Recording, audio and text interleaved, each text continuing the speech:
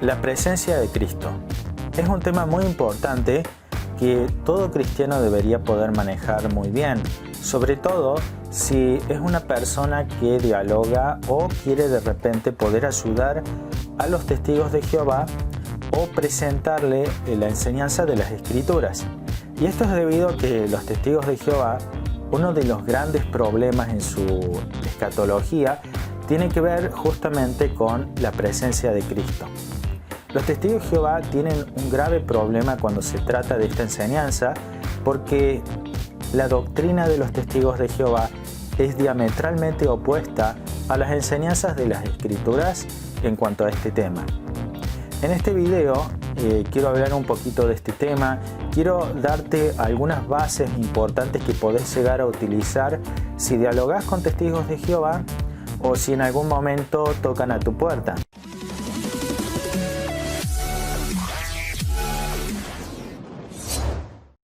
La presencia de Cristo es un tema muy interesante que se puede charlar y dentro del cristianismo es un tema importante. Ya cuando observamos las cartas de las Escrituras, las cartas de los apóstoles, de los escritores de la Biblia, podemos encontrar diferentes ocasiones en las cuales falsos maestros estuvieron intentando desvirtuar la enseñanza de la presencia de Cristo o de su segunda venida, y que esto es algo grave. En muchas cartas, en muchas ocasiones, hay una exhortación bíblica acerca de no dejarnos engañar ni mover de nuestra manera de pensar en cuanto a esta doctrina tan importante por aquellos falsos maestros que vienen a desvirtuar esta enseñanza. Ya sea a decir de que Jesucristo ya volvió, o a enseñar de que Él vino, pero de una manera en la cual no nos enteramos. Esta segunda venida de Jesucristo es un tema fundamental en las Escrituras. Por eso, por ejemplo, cuando nos vamos a Apocalipsis capítulo 22, allí encontramos que el Espíritu y la Iglesia dicen: ven Señor Jesús, lo están esperando.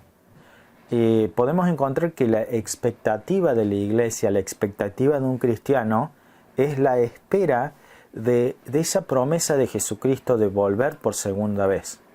Cuando leemos en Hechos capítulo 1, podemos encontrar que Jesucristo se elevó en una forma visible y física y personal hacia los cielos, y que los ángeles que estaban presentes en ese momento dijeron a los cristianos, a las personas que veían al Señor Jesucristo elevarse a los cielos, le dijeron de que de esa misma forma iba a volver Jesucristo. Asimismo, cuando nos vamos al capítulo 24 del libro de Mateo, del Evangelio de Mateo, podemos encontrar que otra vez Jesucristo nos advierte algo muy importante. Él sabía muy bien de que después de que Él partiera, después de que Él fuera a la presencia, a sentarse a la diestra del Padre, Él sabía muy bien de que iban a venir falsos maestros después de Él y que iban a engañar, si fuera posible, aún a los escogidos. Entonces nos advierte de que esto es algo que pasaría. Vendrían falsos maestros, vendrían falsos profetas diciendo que Jesucristo ya vino, de que no nos enteramos y de que tenemos que creerles a ellos. Unos dirán está allá en el desierto, otros dirán está en los aposentos, vino y no te enteraste, pero nosotros venimos a explicártelo. Y precisamente ese es el problema de los testigos de Jehová en cuanto a esta doctrina tan importante dentro del cristianismo. Es una doctrina fundamental. Porque si te logran engañar acerca de la segunda venida de Jesucristo, acerca de su regreso, es muy posible, y realmente ocurre, que te presenten justamente a un Jesucristo falso. Eso es lo que ocurre dentro de los testigos de Jehová, y es la razón que me ha motivado a hacer este video, para ayudar a personas que quieren de corazón sincero ayudar a los testigos de Jehová, y que es un tema muy importante que tenemos que charlar y que tenemos que tener seguridad dentro del cristianismo en cuanto a estas doctrinas, para no ser influenciados y engañados. Como hemos visto en una primera parte de este video, existen mucha cantidad de escritura, de textos bíblicos que nos advierten acerca de no dejarnos mover, acerca de no dejarnos influenciar ni engañar por aquellos que dicen de que este evento, la segunda venida de Cristo o su manifestación o el descenso de Cristo desde los cielos, ya ha ocurrido. Por lo tanto, en este video espero poder darte herramientas que te sirvan, que puedas complementar al estudio bíblico personal que realizas sobre este tema y que esto pueda ayudarte a prepararte a afianzar mucho más el conocimiento bíblico sobre este tema para que puedas defenderlo frente a aquellos que están engañando, no solamente los testigos de Jehová que tuercen este tema tan importante, sino también muchas otras sectas que prácticamente toda secta cristiana falsa, digamos que engaña y que torce las escrituras, prácticamente todas tienen en común que han torcido el tema de la segunda venida de Jesucristo. Sin más preámbulos, quiero comenzar explicando para que podamos entender cómo es que los testigos de Jehová han llegado a distorsionar este tema tan importante, porque esto puede ayudarnos a entender a los testigos de Jehová, a comprender cómo es su forma de pensar y por qué es que ellos aceptan estas enseñanzas tan falsas a la luz de las Escrituras. Entonces, lo primero que podemos mencionar es en cuanto a la historia de los testigos de Jehová. ¿Cómo es que estas enseñanzas acerca de la presencia de Jesucristo, acerca de su segunda venida, han sido tan distorsionadas? Y lo primero que quiero mencionarte es que los testigos de Jehová no son originales, es decir, las enseñanzas que hoy en día ellos presentan acerca de la presencia de Cristo, acerca de la segunda venida de Jesucristo, son en realidad una herencia de falsas enseñanzas, una herencia hereje en cuanto a la doctrina de la segunda venida de Jesucristo.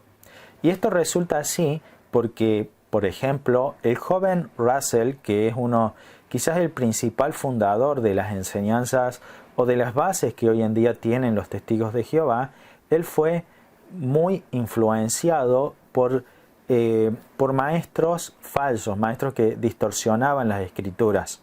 Por ejemplo, el joven Russell fue influenciado muy grandemente por las enseñanzas de ciertos maestros del adventismo del séptimo día, por ejemplo el señor Miller.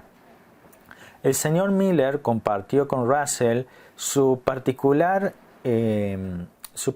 enseñanza o interpretación en cuanto a lo que es cuando Daniel, en el libro de Daniel se habla de este árbol que es cortado y que tiene que ver con el reino de Nabucodonosor, que era el imperio del momento en la tierra, y cómo ellos le dan una segunda aplicación a esto para comenzar a hacer toda una especie de recuentos, de números, y supuestamente los testigos de Jehová de esa forma llegan al supuesto de que Jesucristo ya vino o la presencia de Cristo ya aconteció en 1914 y encima de una forma invisible.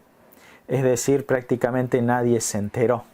Algo que realmente es diametralmente opuesto y contrasta con la enseñanza de las Escrituras. Entonces, lo primero que uno tiene que comprender es que las enseñanzas sobre este tema de los testigos de Jehová no son originales de ellos. Es más bien una influencia, una herencia que ha sido transmitido a lo largo de diferentes años, de diferentes maestros. Por ejemplo, el señor Miller influenció muchísimo a Russell y a su vez el señor Miller fue influenciado por falsos maestros que vinieron antes de él. También esto está relacionado con lo que son las falsas enseñanzas de Elena de White, una falsa profeta que hoy en día muchas personas han sido engañadas y siguen las enseñanzas de esta falsa profeta.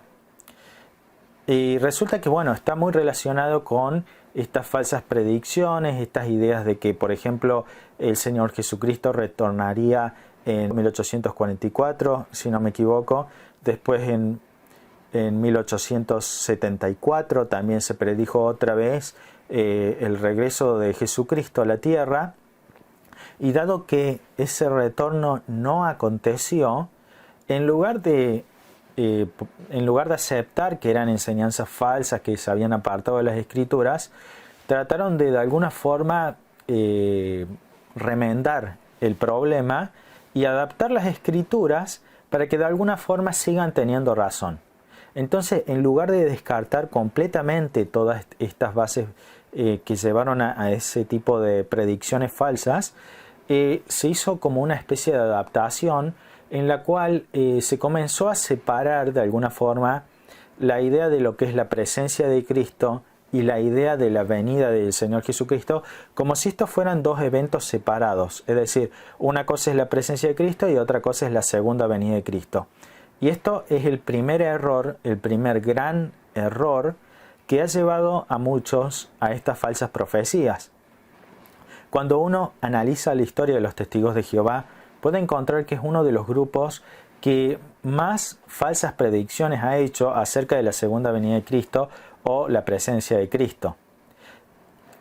Casualmente es lo que Jesucristo advirtió allí en Mateo capítulo 24, cuando hablaba de que les advierto que esto va a pasar porque va a ocurrir y quiero que lo sepan, que estén bien advertidos de que van a venir muchos diciendo de que yo ya vine, de que estuve aquí, que estuve allá, que mi segunda venida o mi presencia va a ser de una forma muy discreta, y eso no es lo que enseña la Escritura. La Escritura enseña de que cuando Jesucristo regrese, de que cuando sea la presencia de Cristo, Él va a venir de una forma poderosa, de una forma visible, y que no vas a necesitar que nadie te esté explicando que Él vino, porque su venida va a ser como el relámpago, que es visible en todo el cielo, desde el oriente y hasta el occidente. La idea con esta explicación del relámpago es que de la misma forma que un relámpago acontece en el cielo y entonces es visible para todo el mundo, de la misma forma va a ser la segunda venida de Jesucristo o su presencia. Va a ser visible, visualmente visible para todo el mundo, y va a ser un evento tan poderoso y tan sublime que no va a haber necesidad de que nadie te esté diciendo vino pero no te enteraste. Y esta es casualmente la enseñanza de los testigos de Jehová, que Jesucristo ya estuvo presente y vos no te enteraste, y por eso venimos como maestros a explicártelo. Están cumpliendo la profecía de Mateo 24, de que falsos maestros se levantarían, falsos profetas, y engañarían, si fuera posible, a los escogidos.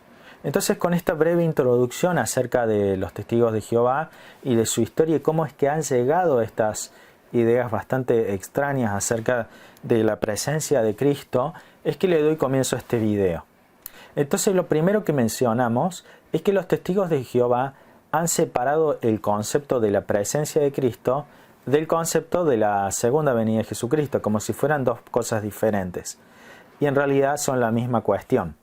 Pero ya lo iremos viendo a lo largo de estos videos, iremos explicando y charlando acerca de estos temas tan importantes e interesantes.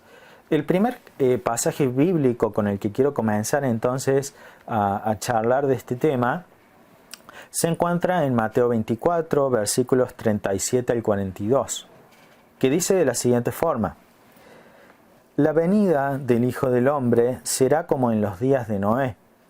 Pues así como en los días antes del diluvio, la gente comía y bebía y se casaba y daba en casamiento hasta el día en que Noé entró en el arca, y no entendieron hasta que vino el diluvio y se los llevó a todos. Así también será la venida del Hijo del Hombre. Entonces estarán dos en el campo, y uno de ellos será tomado y el otro será dejado.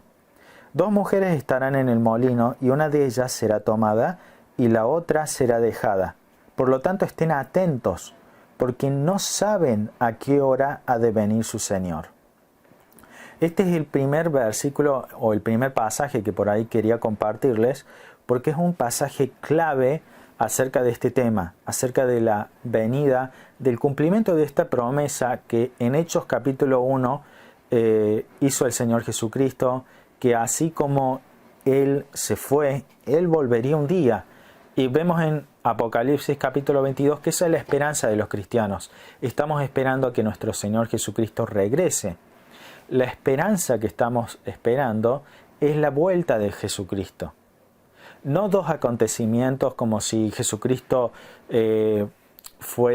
regresara de manera invisible o una presencia y después una segunda venida, sino que esperamos una cosa, la vuelta de Jesucristo, la segunda venida. Eso es lo que esperamos los cristianos. Pero que lamentablemente diferentes grupos han trastocado las Escrituras para enseñar de que son dos acontecimientos completamente separados en la historia. Y lo primero que quiero destacar es que cuando en el versículo 37 que acabamos de leer se habla de la venida del Hijo del Hombre, allí se usa la palabra griega parusía. La palabra parusía significa presencia o también es sinónimo de venida. La idea de esta palabra griega parusía es cuando uno se hace presente, es decir, se usaba mucho, por ejemplo, la parusía del rey, se hablaba para decir de cuando un rey se iba y luego regresaba. Entonces se lo esperaba el rey, la parusía del rey, que él volvería y estaría presente otra vez con nosotros. Esta es la idea de la palabra parusía, y cuando uno la busca en la Biblia, en diferentes pasajes, uno puede comprender de que la idea de parusía o presencia es justamente volver, retornar y estar acá, presente otra vez con vos. Entonces, si bien nosotros sabemos que el Señor Jesucristo está todos los días con nosotros hasta el fin del mundo, aquí la parusía o presencia o venida de Jesucristo de la cual se está hablando, ya estamos hablando de una parusía física, de una parusía visible y personal, porque de otra manera sabemos muy bien que Jesucristo está todos los días hasta el fin del mundo con nosotros por cuanto Él es Dios. Y Él está en todas partes. Pero cuando se habla de esta presencia, esta parusía, se habla de un retorno en forma personal, visible y física para cumplir lo que son, por ejemplo, las profecías acerca de que se le hicieron al rey David, de que un día se iba a sentar un descendiente de él en el trono de David, es decir, allí en Jerusalén, aquí en la tierra, y que su reino no tendría fin. Esa promesa que se le hizo ya desde el Antiguo Testamento al rey David tiene que ver con la misma promesa que a los cristianos nos hizo Jesucristo, diciendo de que Él se iba, pero un día volvería, para que estemos con Él, que Él se iba a preparar un lugar para nosotros, pero regresaría para tomarnos, para que donde Él esté, nosotros también estemos. Y que si no hubiera lugar o fuera poco lugar, Él nos hubiera avisado. Entonces la idea que se da en estos pasajes, que estoy citando por ejemplo de Jesucristo hablando en los Evangelios, es de que hay suficiente lugar, de que no nos tenemos que preocupar por ello, porque vamos a estar todos con Jesucristo. Y la principal enseñanza es que vamos a estar con Jesucristo de forma personal y le veremos cara a cara, como enseñan las Escrituras. Ahora, regresando a este pasaje que estamos estudiando en Mateo 24, versículos 37 al 42, quiero destacar algunas cuestiones que nos enseña este pasaje. En primer lugar, se habla de que la parusía o venida de Jesucristo sería similar a lo que ocurrió en los días de Noé. Es decir, cuando Jesucristo regrese, cuando Jesucristo se haga presente otra vez, cumpliendo esta promesa que nos hizo a los cristianos, va a acontecer tal y como ocurrió en los días de Noé. Y entonces nos tenemos que remontar a qué pasó en los días de Noé. Noé, en su tiempo, cuando él vivió aquí en la tierra, Dios vio el mundo y vio de que no había ni siquiera un justo, y solamente Noé era el único que tenía temor de Jehová, que tenía temor de Dios. Noé particularmente fue salvado por Dios, él y su familia, con un arca cuando vino el diluvio. Y la enseñanza o la predicación de Noé era que se arrepintieran porque vendría el castigo o juicio de Dios, y la gente no quiso escuchar a Noé, se burlaron de él. Noé entonces obedeció el mandato de Dios y entró en el arca en el día señalado por Dios, y la puerta del arca fue cerrada. Y es así como cayó el diluvio de repente y tomó de sorpresa a la gente de aquel mundo, de aquel tiempo. Dice la Escritura en este pasaje, en el versículo 38, pues así como en los días antes del diluvio, la gente comía y bebía y se casaba y se daba en casamiento hasta el día en que Noé entró en el arca. Noten cómo dice hasta el día. Es decir, estamos hablando de un acontecimiento muy puntual. La gente estaba haciendo lo que naturalmente y normalmente se hace, es decir, una vida cotidiana en la cual se come, se bebe, se da en casamiento, el tiempo pasa y continúa y no estamos realmente esperando que ocurra nada. Eso es lo que ocurría con esas personas. No estaban a la expectativa de que vendría un juicio o de que hay algo que iba a ocurrir que Dios había anunciado. Ellos creían que nada iba a pasar.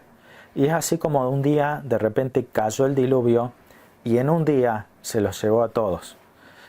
El mundo fue destruido.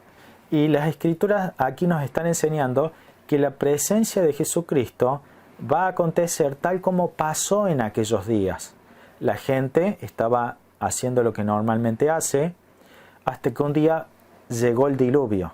Y la idea de esto es que así como llegó el diluvio, va a llegar la presencia de Jesucristo. Es decir, Él mismo se va a hacer presente, va a llegar de forma personal y visible en un mundo al cual se le ha predicado el Evangelio de salvación y no lo han escuchado y no están esperando que realmente esto ocurra. Pero va a llegar de sorpresa, y una de las cosas que se nos dice es de que no sabemos el día y la hora, porque así como no se sabía el día exacto en que llegaría el diluvio, pero se estaba esperando que llegue el diluvio por el anuncio de el juicio que vendría en palabras de Noé. De la misma forma, los cristianos predicamos el Evangelio de salvación y predicamos de que un día vendrá el juicio de Dios sobre esta tierra y que Dios quiere que todos se salven, que procedan al arrepentimiento, y por eso envió a su único Hijo a morir por nosotros en una cruz, para que confiando en su obra y solamente en su obra de salvación podamos encontrar la salvación. Efesios 2, 8 al 9, porque es por gracia, por medio de la fe, para que nadie se pueda gloriar, no por obras, sino por fe.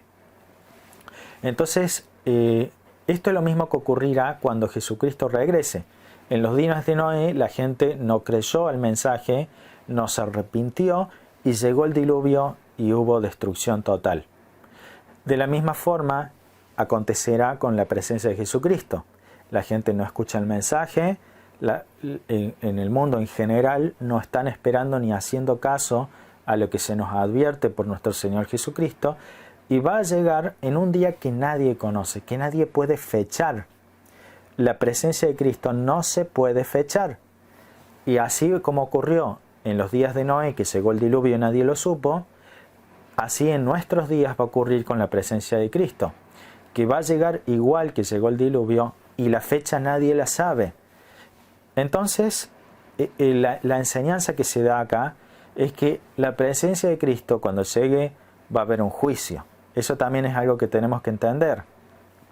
Cuando se haga presente Jesucristo, no solamente va a galardonar, a decirle a los verdaderos hijos de Dios, entren al gozo de mi Padre, entren al reino, sino que también va a haber un juicio a las naciones.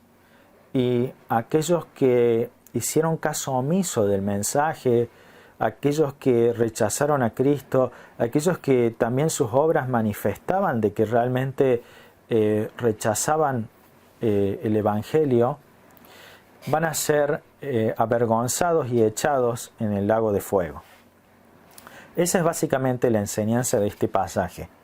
Ahora bien, en el versículo 37 hemos mencionado que se usa la palabra parusía, pero es interesante que en el versículo 39 se usa la palabra erjomai, que significa retorno o segunda venida. Y son sinónimos, es decir, cuando en un texto se encuentra, digamos, un escritor escribiendo y tiene que repetir muchas veces una palabra, es normal, es esperable de que se vayan usando sinónimos, porque si no queda feo el texto cuando uno usa una y otra vez la misma palabra. Es por ese motivo de que a lo largo de Mateo 24, de forma intercambiable se va hablando de parusía y de erjomai, es decir, la presencia o retorno de Cristo y la palabra segunda venida de Cristo. Y es también importante mencionar y dejar claro que estos dos términos, parusía y erjomai, estos dos términos griegos que se usan a lo largo de Mateo 24, son sinónimos. Se pueden usar de forma intercambiable. Si usted analiza el Strong de estas palabras, es decir, el diccionario de palabras griegas del Nuevo Testamento, usted puede encontrar que el término erjomai y el término parusía se pueden ambos traducir como venida. Y este ha sido el entendimiento que a lo largo del cristianismo tradicional y clásico, a lo largo de los siglos, se ha tenido acerca de lo que es el tema de la segunda venida de Jesucristo que estamos esperando. Que es un evento en el cual Jesucristo regresa por su iglesia, regresa también a galardonar a los suyos y a hacer un juicio a las naciones y va a separar a los justos de los injustos. Van a ser separados las ovejas de las cabras, van a ser separados el trigo de la cizaña, y es por eso que en los evangelios leemos y escuchamos las palabras de Jesucristo que dicen: dejad que crezcan juntos el trigo y la cizaña, y cuando estén maduros, ahí sí la va a separar, y particularmente va a quitar la cizaña y va a ser quemada. Va a ser quemado la paja. Esa es la idea que se presenta. Entonces, cuando continuamos leyendo en este pasaje de las Escrituras, versículo 40 nos dice: entonces estarán dos en el campo, uno de ellos será tomado y el otro será dejado. Dos mujeres estarán en el molino, una de ellas será tomada y la otra será dejada. Por lo tanto, estén atentos porque no saben a qué hora de venir, y ahora se usa el término erjomai, no saben a qué hora de venir su Señor. Como ya dijimos, estas dos palabras, parusía y erjomai, hemos dejado claro de que son sinónimos, es decir, gramaticalmente las ideas pueden usarse como palabras intercambiables y expresan la misma idea, la idea de una presencia, un retorno, un volver, un estar presente físicamente, personalmente. Y ese es el uso principal que se le da a lo largo de las Escrituras a estas dos palabras, aunque hay singularidades o casos muy, muy particulares en que se puede usar de otra forma. Pero este es el principal uso y particularmente el que se le da aquí en Mateo 24. Y cuando llegamos a esta parte de las Escrituras que nos dicen que dos estarán en el campo, uno será tomado y el otro dejado, esto tiene que ver con el juicio. Vendrá juicio y particularmente se va a separar a las ovejas de las cabras, al trigo de la paja, será quemada la paja, y en cambio el trigo, digamos, es separado, el verdadero trigo. Entonces, esta es la idea del juicio. Cuando se dice que serán uno dejado y uno tomado, ha llegado en algunos casos a interpretarse de una forma errada. Pero la idea de la persona que es tomada es la persona que es enjuiciada. Cuando vemos en las Escrituras otros pasajes paralelos a este, que ya los iremos viendo a lo largo de este estudio, podemos ver de que la segunda venida de Cristo, su presencia, será de una forma poderosa, y dice que va a haber presencia de ángeles. Es decir, va a estar acompañado con el ministerio de ángeles que van a tomar a los injustos y los van a echar en el lago de fuego. Y esta es la idea que se presenta aquí. Cuando leemos, por ejemplo, en Primera de Tesalonicenses 4:16, acerca de la venida de nuestro Señor Jesucristo, se nos dice de que será con trompeta de Dios y con voz de arcángel. La idea de esto es de que va a mandarse con una voz de mando a los ángeles a que tomen a los injustos. Va a haber un juicio. El injusto es lanzado en el lago de fuego. Y eso lo podemos encontrar en muchos pasajes, como Mateo capítulo 7, versículo 21. Entonces, esto es lo primero que tenemos que tener claro en este pasaje. Y lo que quiero subrayar el día de hoy, en lo que quiero hacer enfoque para dejarles una enseñanza clara, es en que primero la palabra parusía y erjomai se pueden usar como sinónimos intercambiables. Eso es lo que van a encontrar en Mateo capítulo 24, que se van intercalando estas palabras. Y no son los únicos términos intercambiables o sinónimos. En realidad también para referirse a la segunda venida de Jesucristo se habla, por ejemplo, del descenso de Jesucristo o de la manifestación gloriosa de Jesucristo. Entonces no es que solamente está el término parusía y erjomai, es decir, presencia y retorno de Cristo, sino que también tenemos el término manifestación, el término descenso, y que todos son sinónimos y palabras que ayudan a tener un lenguaje mucho más agradable cuando uno habla, cuando los escritores escribieron la Biblia, para poder enseñar esto sin usar demasiada repetición en el lenguaje.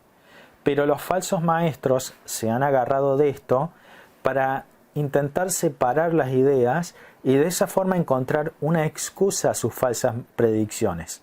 Los testigos de Jehová en particular, ellos enseñaban que la segunda venida de Jesucristo, su retorno para justamente traer juicio sobre las naciones, acontecería en 1914 y que entonces llegaría Armagedón y el mundo sería barrido. Pero al no querer aceptar que sus enseñanzas estaban completamente erradas, que no era simplemente un pedacito que estaba errado, era toda la enseñanza, toda la base doctrinal en la cual se basaron para estas falsas predicciones estaba totalmente errada. Y es por eso que decidieron comenzar a hacer ajustes, como ellos llaman, nuevas luces, como ellos lo llaman, para intentar justificarse de que no eran del todo falsos profetas, sino que simplemente estaban recibiendo nueva luz y que simplemente se estaban haciendo ajustes. Pero ya de entrada lo que hay que dejar claro es que los fundadores de los testigos de Jehová y de sus enseñanzas eran falsos profetas y falsos maestros que han torcido las escrituras y la están tratando de acomodar para no aceptar que son falsos profetas. Entonces quiero dejarle este mensaje. Si usted es testigo de Jehová, no se deje engañar por estos falsos maestros. Hágale caso a Jesucristo. Lea Mateo 24 sin la influencia de las revistas Atalaya y Despertad que tuercen las Escrituras y que, al igual que los primeros libros de los testigos de Jehová, siempre necesitan ajustes porque están errados. No se deje engañar. Dios le ha dado a usted la capacidad de pensar para que usted la use, la capacidad de razonar para que usted la use. Y hay un pasaje muy importante de las Escrituras que dice: ninguna profecía es de interpretación privada. Y lo que se quiere dar a entender con este pasaje es que no podemos esperar que venga un supuesto iluminado, un supuesto súper ungido que viene diciéndonos: yo tengo la revelación de Dios y si tú quieres entender la Biblia a cabalidad, tienes que venir conmigo, porque fuera de mí no podés encontrar la verdad de las Escrituras. Si alguien dice eso, es un falso profeta. La palabra de Dios y las profecías no son de interpretación privada y lo que se quiere dar a entender con esto es de que están al alcance de todos. Es decir, lo que tendríamos que esperar en cuanto al entendimiento de estas profecías es que realmente no sea algo privado de un grupo o un maestro en particular, sino que alrededor del mundo haya un consenso. Es decir, estas enseñanzas tienen que ser generales. Por ahora los dejo con esta enseñanza porque me están tocando el timbre y digamos porque ya se ha extendido bastante el video. Y vamos a continuar en otros videos tocando más temas importantes sobre este asunto para poder ayudarlo, capacitarlo. Y mi consejo es que usted vaya por sí mismo a las Escrituras para que usted vea que estas interpretaciones no son privadas. Usted mismo las puede verificar en las Escrituras y usted mismo por sí solo puede darse cuenta al ir a la palabra de Dios de que esto realmente es así. Bueno, les animo entonces a escribirnos, a escribir sus consultas, su mensaje, a suscribirse a este canal y lo esperamos en los siguientes videos, no se lo pierdan.